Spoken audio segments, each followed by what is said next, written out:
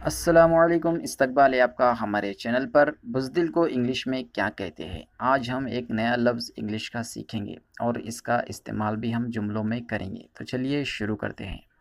बुज़दिल को इंग्लिश में कहते हैं कॉवर्ड। इसकी स्पेलिंग होती है COWARD, कॉवर्ड यानी बुज़दिल। वो बुज़दिल है, इसे हम इंग्लिश में बोलेंगे ही इज़ कॉवर्ड।